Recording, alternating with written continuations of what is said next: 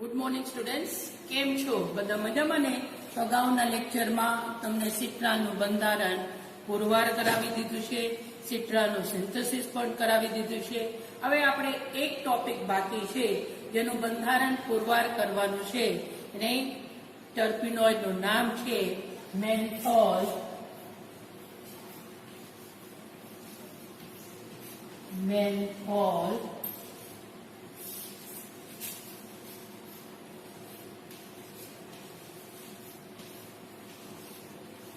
તો મેન્થોલનું આઈયુપીએસી નામ થાય 2-isopropyl 5-methyl cyclohexanol.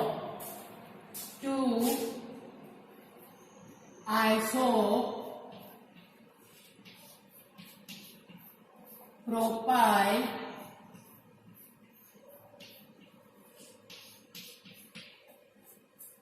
5-methyl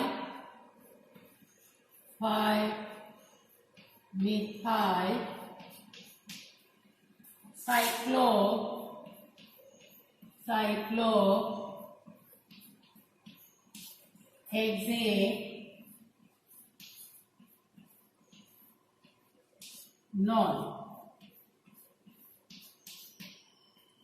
તો સૌપ્રથમ એનું બંધારણીય સૂત્ર લખીએ એટલે આપણને થોડો ખ્યાલ આવે.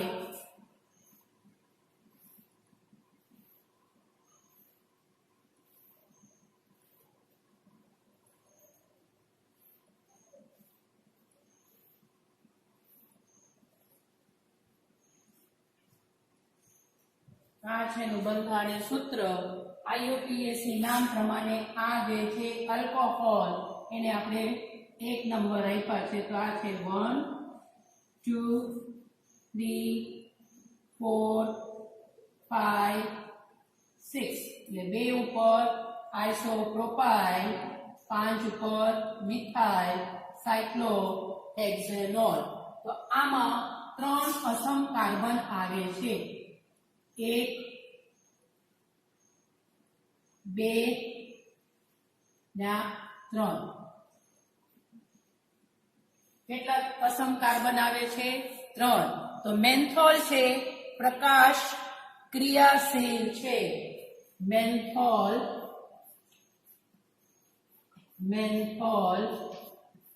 પ્રકાશ ક્રિયાશીલ છે.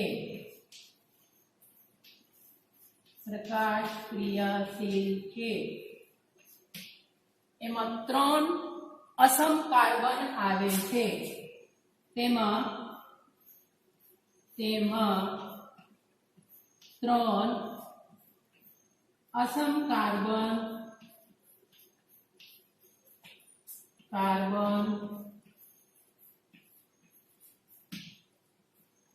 ધરાવે છે. પ્રકાશ ક્રિયાશીલ છે તેને શું કહેવાય? Optically active.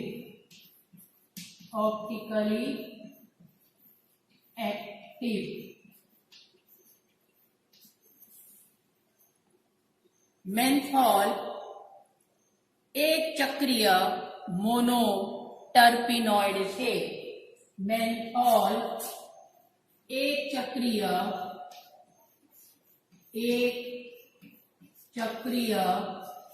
મોનો ટર્પીનોઇડ છે.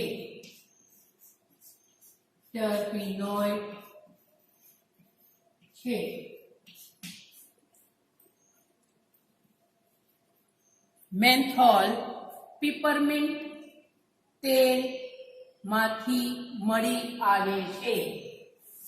પીપરમિન્ટ એટલે શું થાય? મિન્ટ ઓઇલ અથવા પુદીનામાં હોય છે.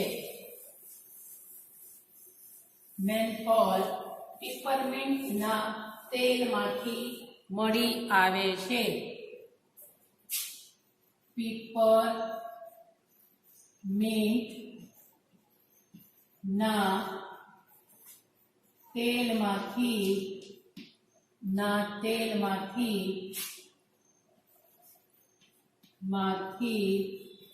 મળી આવે છે.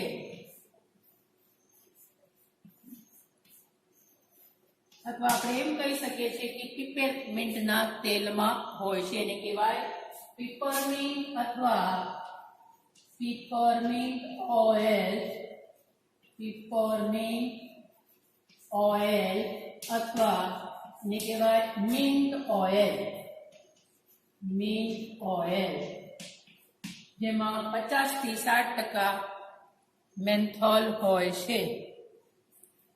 પછી કુદરતમાં મળી આવે છે.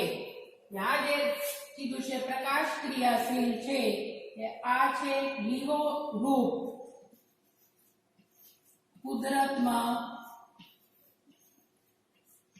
કુદરતમાં મળી આવે છે.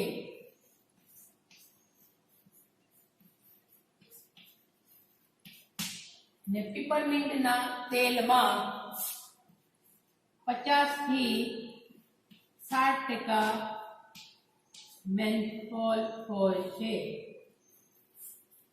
મેન્થોલ રંગવિહીન સ્ફટિકમય સફેદ ઘન પદાર્થ છે. મેન્થોલ રંગવિહીન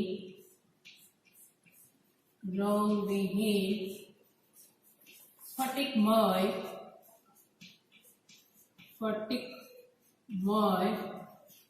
ઘન પદાર્થ છે.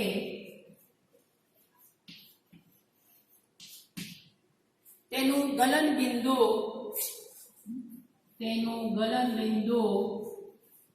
melting point 43 ડિગ્રી સેલ્સિયસ છે. ગલનબિંદુ 43 ડિગ્રી સેલ્સિયસ છે. મેન્થોલમાં 2 આઇસોપ્રીન એકમો હોય છે.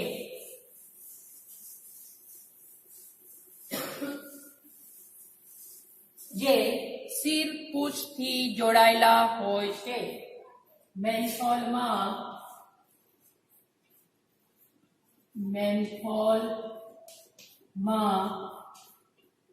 2 આઇસોપ્રીન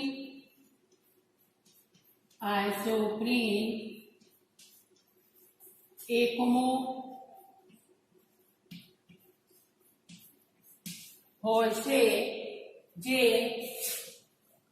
શિર પૂંછ થી જોડાયેલા હોય છે.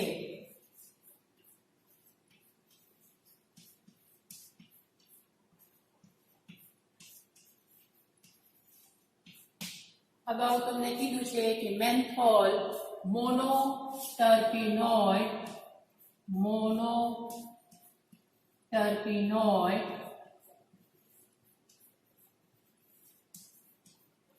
ચક્રીય સંયોજન છે.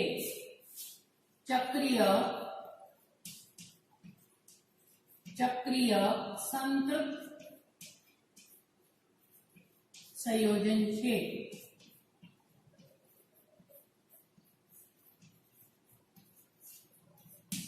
એનું બંધારણમાં આપણે જોઈએ કે એમાં 2 આઇસોપ્રીન એકમો હોય છે, જે શિર પૂંછથી જોડાયેલા હોય છે.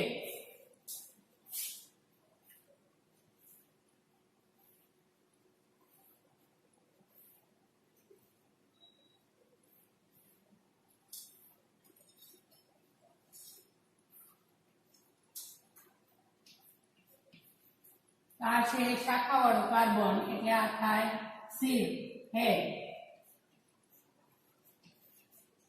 હેડ અથવા શિર. આ છે 1 2 3 4, તો આ શું થાય? પૂંછ અથવા તેજ. આ છે શાખાવાળો કાર્બન, એટલે આ થાય હેડ. અહીંયા જોડાણ છે, આ જોડાણ છે. આ છે 1 2 3 4, આ થાય પૂંછ. તે આઇસોપ્રેનિકમ શિર પૂંછથી જોડાયેલા હોય છે. શિર પૂંછ જોડાણ હોય છે. જોડાણ હોય છે.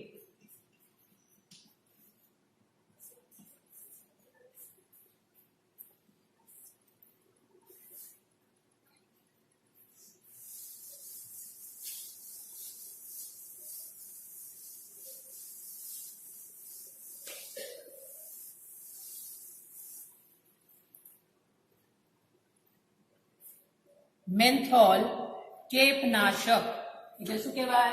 એન્ટીસેપ્ટિક. ચેપનાશક. ચેપનાશક એન્ટીસેપ્ટિક. એન્ટીસેપ્ટિક. સુગંધદાયક. સુગંધદાયક. સુગંધદાયક ફ્લેવરિંગ એજન્ટ તરીકે ઉપયોગી છે. ફ્લેવરિંગ એજન્ટ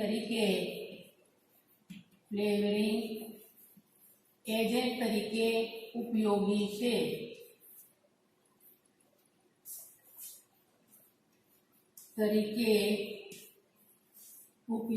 છે.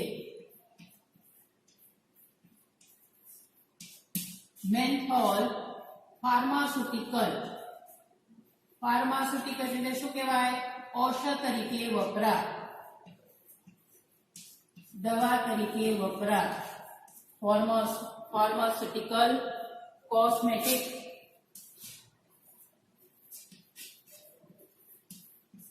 કોસ્મેટિક. પછી ટૂથપેસ્ટ. ટૂથપેસ્ટ.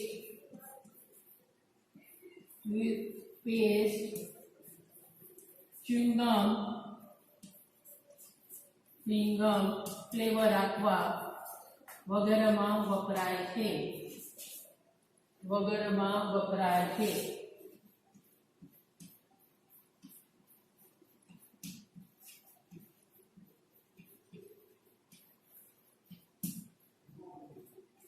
તો ફાર્માસ્યુટિકલ, પછી ફ્લેવરિંગ એજન્ટ, ચ્યુઇંગમ વગેરેમાં વપરાય છે. તો આપણે જોઈએ મેન્થોલનું અણુસૂત્ર.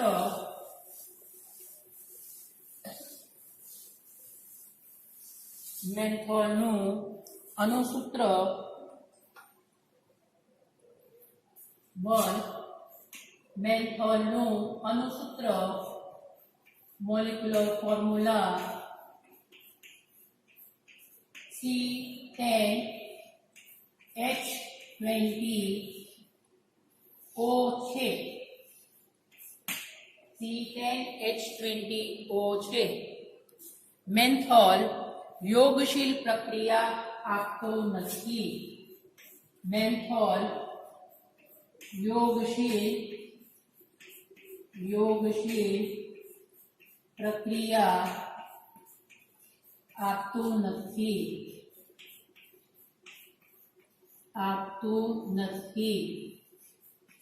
તેથી મેન્થોલ શું છે? સંતૃપ્ત સંયોજન છે. તેથી મેન્થોલ સંતૃપ્ત સંયોજન છે.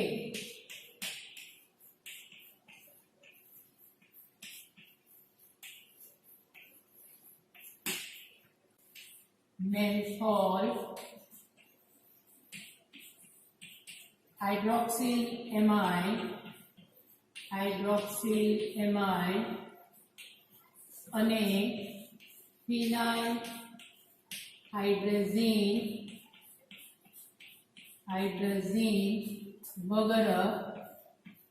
વગેરે સાથે નિપજ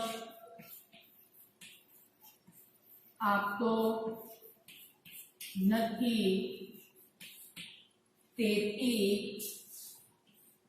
તેથી મેન્થોલમાં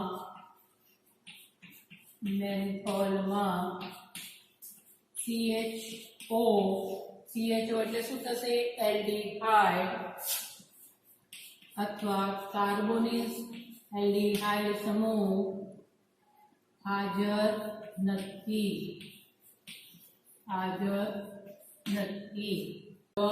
ત્રણ, મેન્થોલ કાર્બનિક એસિડ સાથે, મુદ્દા નંબર 3, મેન્થોલ કાર્બનિક એસિડ સાથે એસ્ટર આપે છે, તેથી આલ્કોહોલિક સમૂહ હોવું જોઈએ.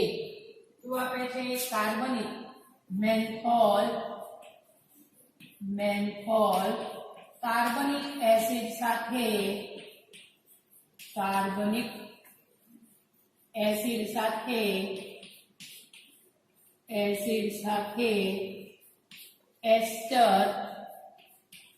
એસ્ટર આપે છે બરોબર. તેથી આલ્કોહોલિક સમૂહ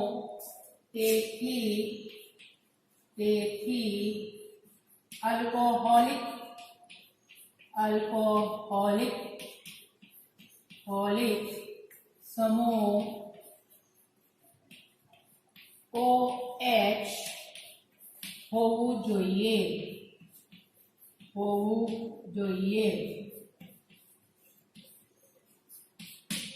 મુદ્દા નંબર બી, મેન્થોલ નું એસિટાઇલેશન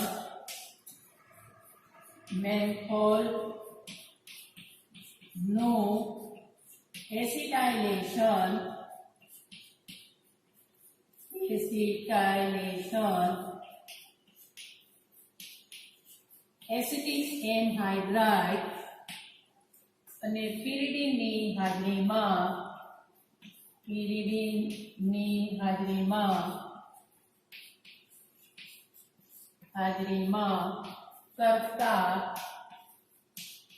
કરતા મોનો એસિટેટ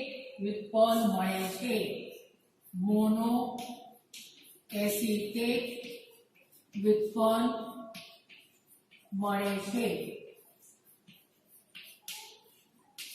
તો આ પ્રક્રિયા કરીએ તો C10H19OH સાથે મેન્થોલ એસિટિક એનહાઇડ્રાઇડ ની હાજરીમાં દ્રાવક તરીકે લેવાનું છે પિરિડીન.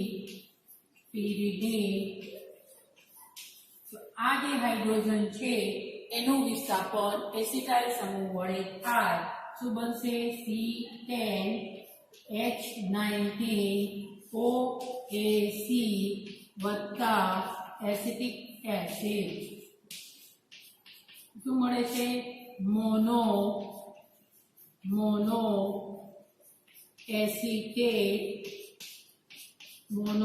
એસિટેટ વ્યુત્પન્ન ડેરિવેટિવ. બરોબર. તો આપણે શું કહી શકીએ છીએ? તેથી મેન્થોલમાં આલ્કોહોલિક OH હોવો જોઈએ. તેથી મેન્થોલમાં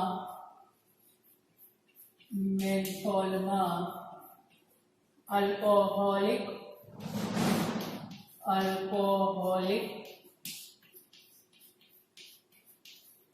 OH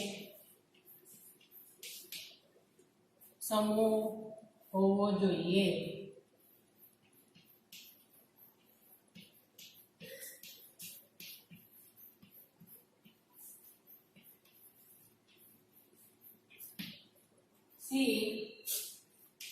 મેન્થોલને ફોસ્ફરસ પેન્ટાક્લોરાઇડ સાથે પ્રક્રિયા કરતા ક્લોરો વ્યુત્પન્ન મળે છે. તો C10H19OH PCl5 શું થશે? આમાંથી -POCl3 HCl C10H19 Cl એટલે શું મળશે? ક્લોરો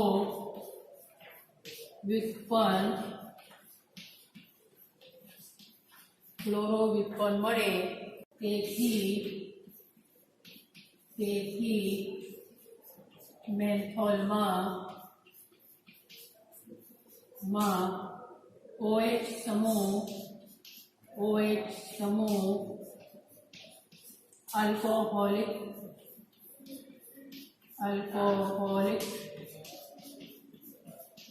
હોવું જોઈએ.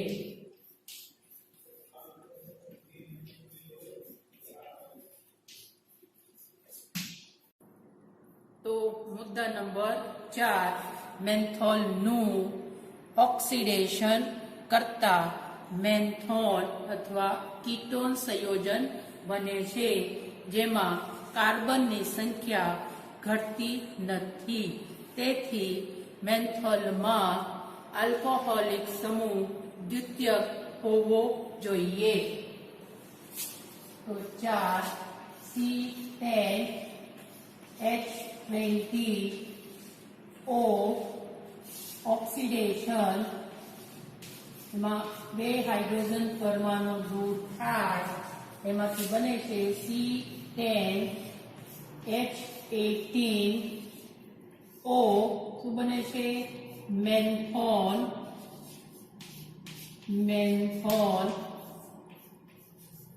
જે કીટોન સંયોજન છે,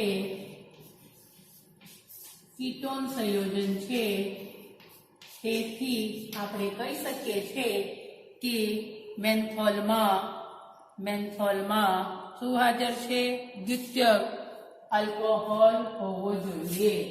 તેથી મેન્થોલમાં દ્વિતીયક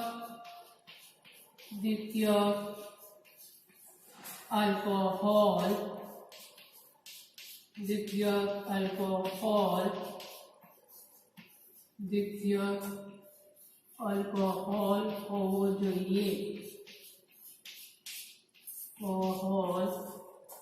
હોવો જોઈએ.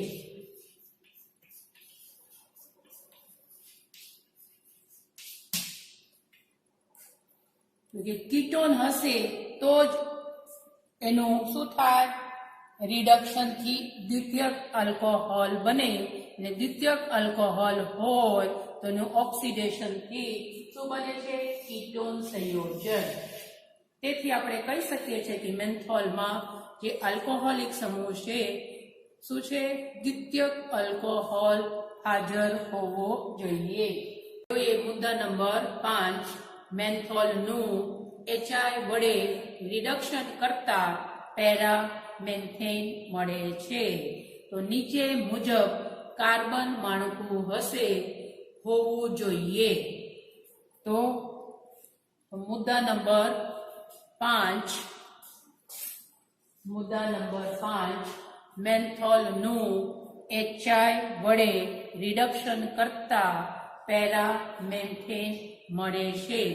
તો આપણે કહી શકીએ છીએ, તેથી મેન્થોલમાં નીચે પ્રમાણે કાર્બન માળખું હોવું જોઈએ. તો C10H20O HI વડે રિડક્શન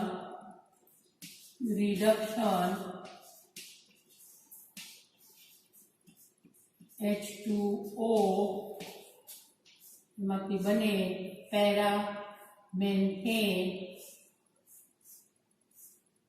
આ છે પેરામેન્થેન.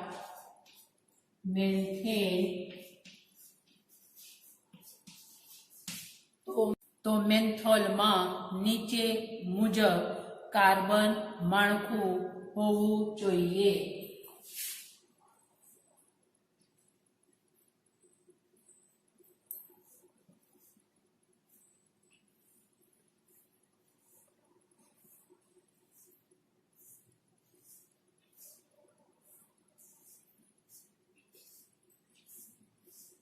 આ છે કાર્બન માળખું.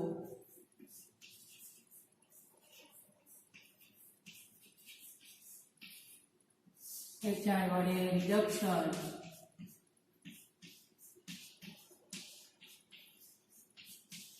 આ પ્રમાણે કાર્બન માળખું હોય તો એમાંથી પેરામેથેન બને.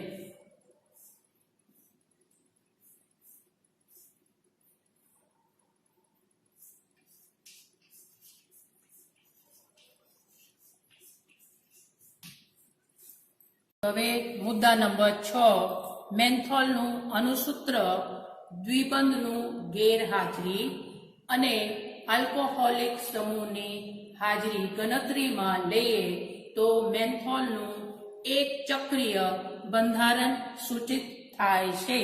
તો C10H20 જે CnH2n આ અણુસૂત્ર આ બરોબર જેવું છે. C10H20 જે CnH2n જેવું છે. તેથી આપણે શું કહી શકીએ છીએ? તેથી મેન્થોલ એક ચક્રીય સંયોજન છે. તેથી મેન્થોલ એક ચક્રીય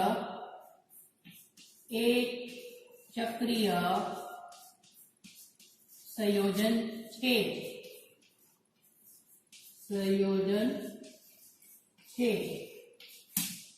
પછી આ જે સૂત્ર છે CnH2n કોના માટેનું સૂત્ર છે? સામાન્ય સૂત્ર તો એક ચક્રીય સંયોજન માટેનું.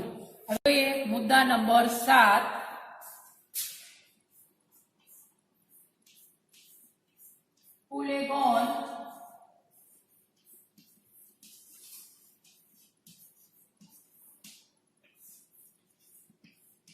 પુલેગોન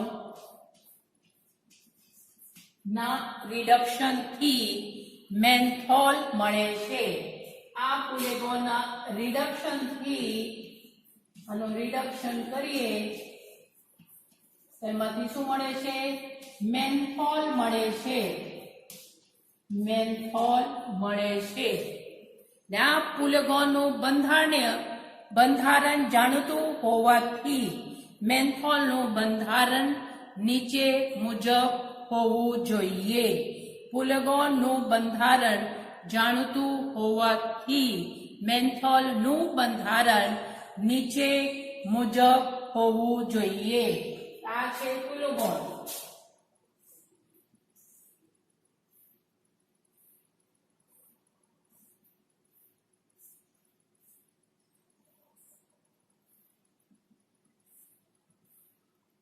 આ છે પુલેગોન.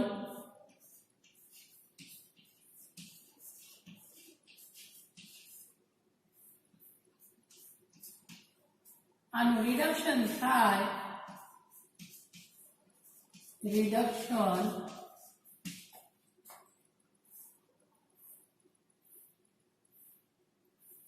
માં 4 હાઇડ્રોજન ઉમેરવાનું થાય. અહીંયા શું આવશે? અહીંયા એક કાર્બન સાથે આ એક કાર્બન, અહીંયા અને અહીંયા 4. એમાંથી મળે મેન્થોલ.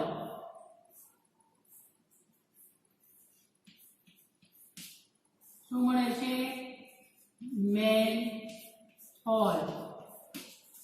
આપણે કહી શકીએ છીએ કે મેન્થોલનું બંધારણ પુલેગોન જેવું હોવું જોઈએ. તો પુલેગોનનું રિડક્શન થી મેન્થોલ મળે અને મેન્થોલનું બંધારણ નીચે મુજબ હોવું જોઈએ. તો આ બંધારણ હોવું જોઈએ. મુદ્દા નંબર 8, તો મુદ્દા નંબર 8, મેન્થોલનું ડિહાઇડ્રેશન કરતા અસંતૃપ્ત હાઇડ્રોકાર્બન મેન્થીન મળે છે, જેનું પેલેડિયમ અને સેલેનિયમ વડે ડિહાઇડ્રોજનેશન કરતા પેરાસાયમિન મળે છે. તેથી મેન્થોલમાં કાર્બન માળખું પેરાસાયમિન જેવું હોવું જોઈએ. મુદ્દા નંબર 8 C10H20O આ છે મેન્થોલ. શું કરવાનું છે? ડિહાઇડ્રેશન પોટેશિયમ હાઇડ્રોજન સલ્ફેટની હાજરીમાં ગરમ કરતા શું થશે? ડિહાઇડ્રેશન એટલે H2O દૂર થાય એટલે અસંતૃપ્ત હાઇડ્રોકાર્બન બને જેનું નામ છે મેન્થીન. આમાંથી 2 હાઇડ્રોજન અને 1 ઓક્સિજન શું મળશે? C10H18 મેન્થીન મળે જે અસંતૃપ્ત હાઇડ્રોકાર્બન છે. મેન્થીન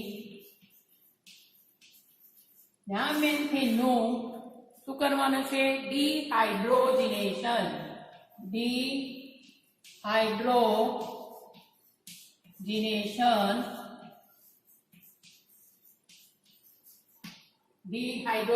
એટલે શું થાય? એમાંથી હાઇડ્રોજન દૂર કરવાનું છે પેલેડિયમ અને સેલેનિયમની હાજરીમાં.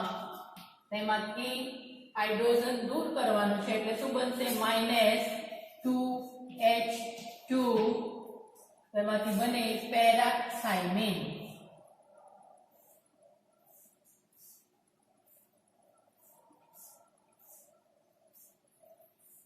આ બને છે. આ ન લખવું હોય તો આ છે પેરાથાઇમિન. તો એને આપણે લખી શકીએ બંધ ન બતાવવું હોય તો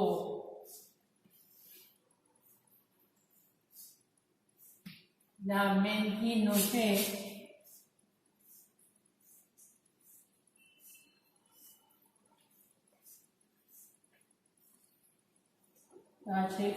મેન્થીન.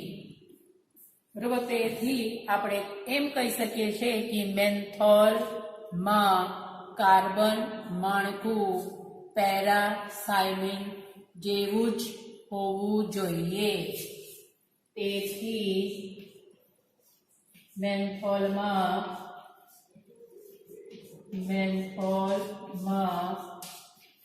કાર્બન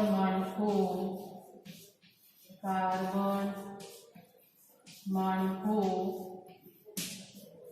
પેરાથાઇમિન જેવું જ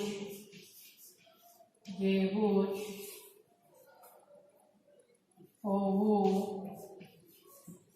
જોઈએ. હવે આપણે જોઈએ મુદ્દા નંબર 9. તો નીચેની પ્રક્રિયાઓ OH સમૂહનું સ્થાન નક્કી કરે છે. મેન્થોલનું ઓક્સિડેશન ક્રોમિક એસિડ વડે કરતા મેન્થોન મળે છે.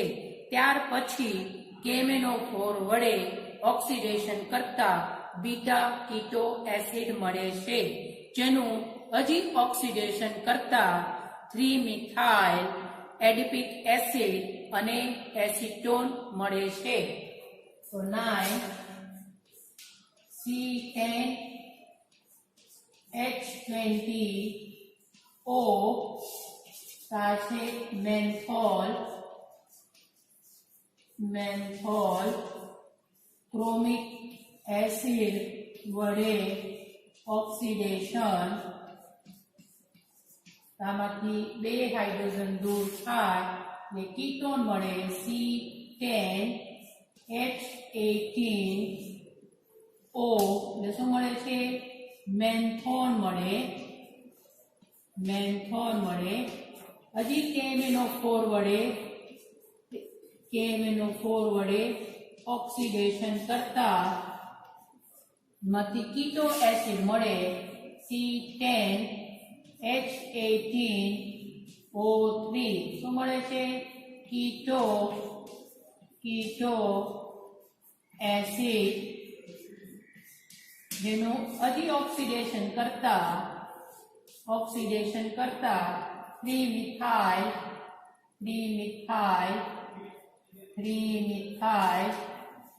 એડિપિક એસિડ એડિપિક એસિડ અને એસીટોન મળે છે.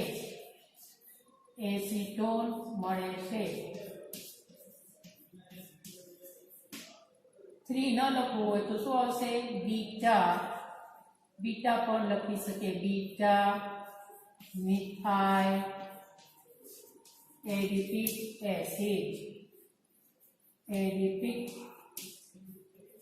એસિડ.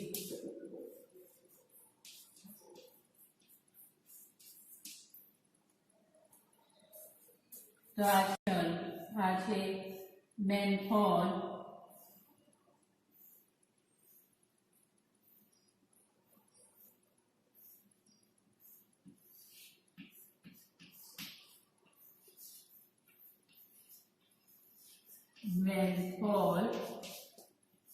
ક્રોમિક એસિડ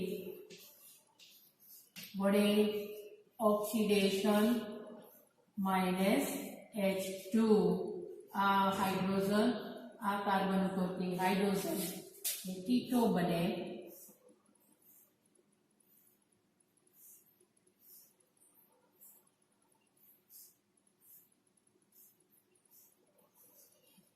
આ કીટોનું નામ છે મેન્થોલ.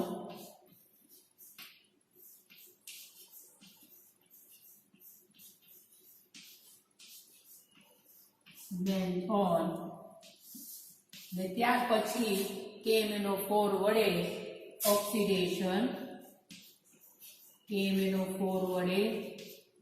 ઓક્સિડેશન કરતા અહીંયાથી બંધ તૂટે એમાંથી કીટો એસિડ મળે.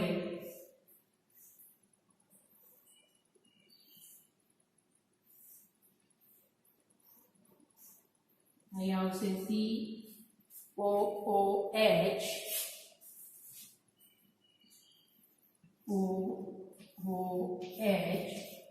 અહીં આવશે કીટો ગ્રુપ.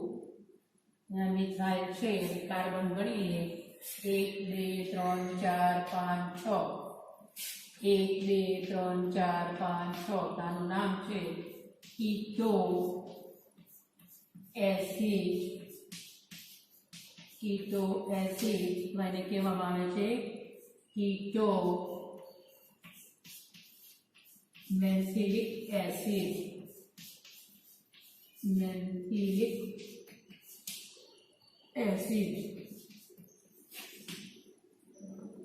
કહેવામાં આવે છે કીટો મેન્થિલિક એસિડ.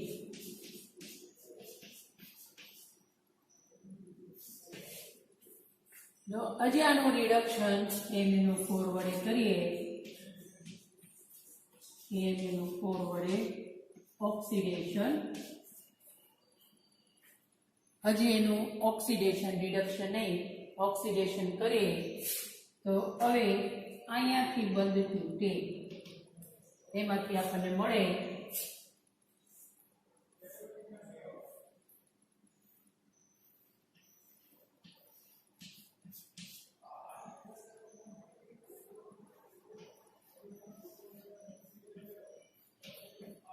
આવી રીતે થાય. આ જે કાર્બન છે શું થશે? COH અને આ બનાવશે એસિટોન વત્તા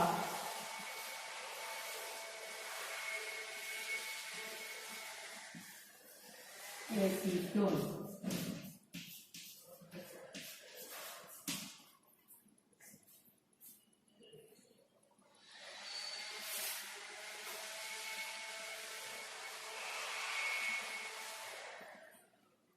જોઈએ આપણે 1 2 3 4 5 6 1 2 3 4 5 6 આ બરોબર છે. આ છે 1 2 3 4 5 6 ના ક્રિયાશીલ છે એટલે આ થાય આલ્ફા, આ છે બીટા. એટલે શું આપણને મળે? બીટા મિથાઇલ એડિપિક એસિડ અથવા 3 મિથાઇલ 3 adipic acid.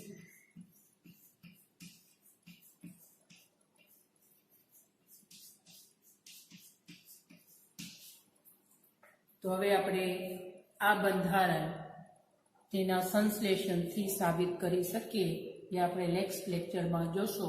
ત્યાં સુધી આવજો.